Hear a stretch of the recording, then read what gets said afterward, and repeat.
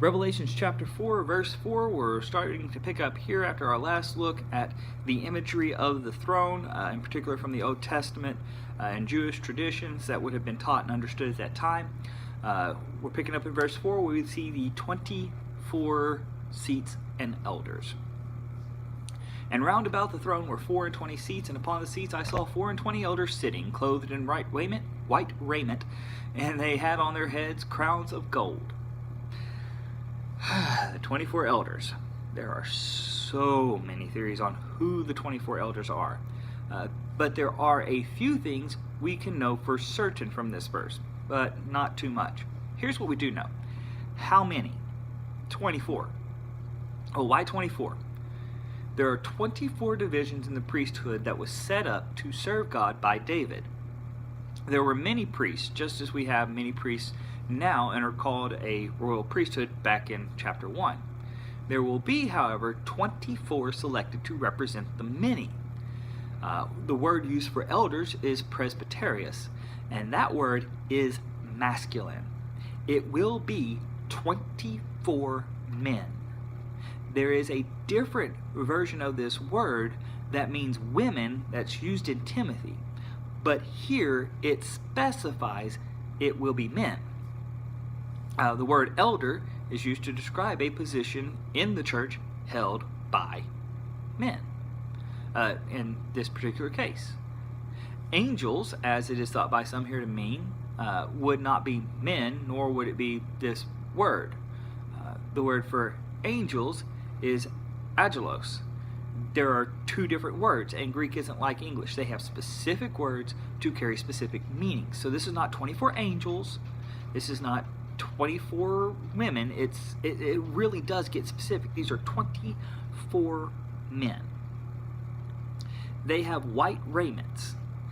That should be sounding very familiar since we just finished up the 7 letters of the churches. That is a reward promised to those in the letter to Sardis who overcame and did not stray from the truth. They have crowns, another of the rewards given to the Christians who met certain criteria.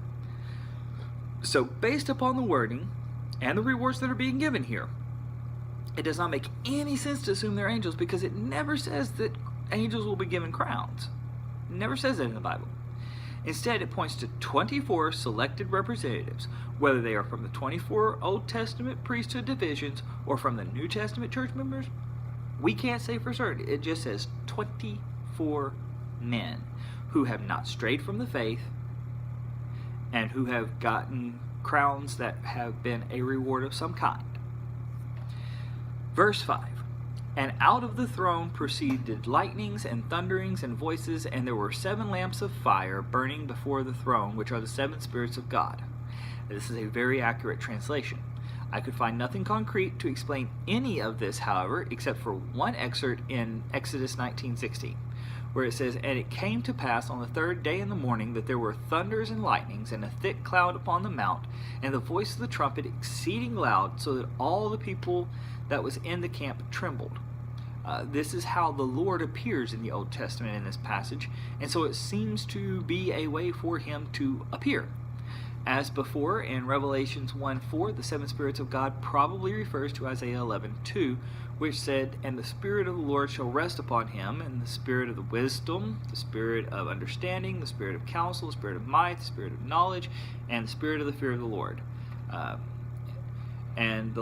So we've got the description from Isaiah identifying that this is Jesus Christ, the Lord, appearing. It also would go to how he first appeared back in the Old Testament in Exodus 19:16. So this seems to be the arrival of one of his forms. Verses 6 and 7 are combined in the Greek, and since verse 8 continues the description, we're going to group all 3 of these together real quick. And before the throne there was a sea of glass like unto crystal, and in the midst of the throne and round about the throne were 4 beasts full of eyes before and behind. The first beast was like a lion, the second beast like a calf, the third beast had a face of a man, and the fourth beast was as a flying eagle. And the 4 beasts had each one of them 6 wings about him, and they were full of eyes within, and they rest not day and night, saying, Holy, holy, holy, Lord God Almighty, which was and is to come. I could think of nothing in the scriptures about a sea of glass, so I had to turn to the commentaries to see if one possibly existed. It is believed that this is similar to the laver in Exodus 30, verses 18 through 21, which says, Thou shalt make a laver of brass, and his foot also of brass, to wash withal. And thou shalt put it between the tabernacle of the congregation and the altar, and thou shalt put water therein. For Aaron and his sons shall wash their hands and their feet thereat. When they go into the tabernacle of the congregation, they shall wash with water, and that they die not. Or when they come near to the altar to minister, to burn offering made by fire unto the Lord. So they shall wash their hands and feet, that they die not, and it shall be a statute forever to them, even to him and to his seed throughout their generations. And the molten sea of 1 Kings 7 that Solomon made for the temple of the priests to purify themselves in before approaching the sacrificial altar. Unlike that sea, however, this is made of smooth glass. One cannot purify oneself here, because by the time you get here, you don't need purification.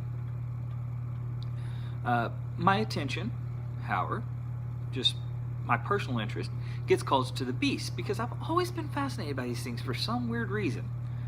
When I was much younger, and I still have this, I had a Zondervan New Student Bible. In it was a note about these creatures. The custom at the time had a saying: the mightiest among the birds is the eagle, the mightiest among the domestic animals is the bull, the mightiest among the wild beasts is the lion, and the mightiest of all is men. The KJV translates this as 4 beasts full of eyes before and behind, but the word is not beasts, it's living creature. And this makes a lot more sense when you get to the phrase, and the 3rd beast had a face of a man.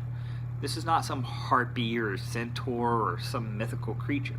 This is a living creature that has the face of a man. So we see the 4 creatures: lion, young bull, man, and eagle. The saying about the 4 mightiest creatures, they're all here praising and bowing down before God. So what does that mean? What does it show us? It shows us that God is above everything.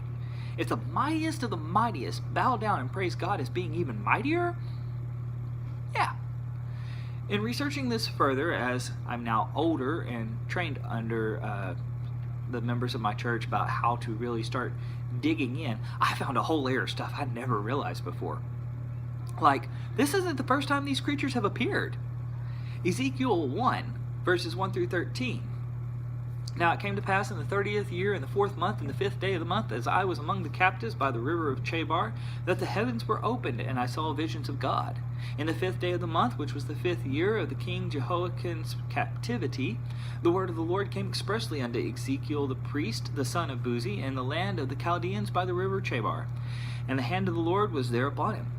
And I looked, and behold, a whirlwind came out of the north, a great cloud and a fire enfolding itself, and a brightness was about it, and out of the midst thereof, as the color of amber out of the midst of fire. Also out of the midst thereof came the likeness of 4 living creatures, and this was their appearance. They had the likeness of a man, and every one had 4 faces, and every one had 4 wings. And their feet were straight feet, and the sole of their feet was like the sole of a calf's foot. And they sparkled like the color of burnished brass, and they had the hands of a man under their wings on their 4 sides. And they 4 had their faces and their wings. Their wings were joined one to another. They turned not when they went every one straight forward. As for the likeness of their faces, they 4 had the face of a man, and of a lion on the right side, and of the ox and the eagle on the left. Thus were their faces, and their wings were stretched upward. 2 wings of every one were joined together, and 2 covered their bodies. And they went every one straight forward. Whither the Spirit was to go, they went, and they turned not when they went. As for the likeness of the living creatures, their appearance was like burning coals of fire, and like the appearance of lamps. It went up and down among living creatures, and the fire was bright, and out of the fire went forth lightning. We see another depiction in Ezekiel 10, though the face of the bull is replaced with that of a cherubim. We also see similarities in Isaiah 6, verses 1 through 3, which says, "In the year that the king Uzziah died, I saw also the Lord sitting upon a throne, high and lifted up, and his train filled the temple.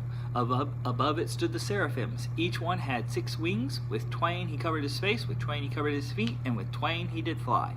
And one cried unto another and said, Holy, holy, holy is the Lord of hosts. The whole earth is full of his glory." I also found the following about the significance of these creatures' individual faces. Once again from Keithley III, their fourfold significance. A, the lion stresses kingly majesty. He's known as the great beast and highlights the attributes of majesty, strength, and sovereignty. It stresses that God is king, and the Gospel of Matthew represents Christ as king, as the lion of the tribe of Judah in Revelations 5:5. B, a calf or ox stresses servants and patience. C, man emphasizes intelligence. And D, the eagle, because he soars in the heavens, emphasizes deity, keen sight, and quick action. We then see their cry affirming that God is holy and that he is the one having been, the one being, and the one coming. He has always existed, exists now, and will continue to exist and come again for us. It is likely that these are 4 special angelic beings to serve the purpose of leading the worship of the Lord. We'll pick up with verses 9 through 11 and continue on in chapter 5 next time.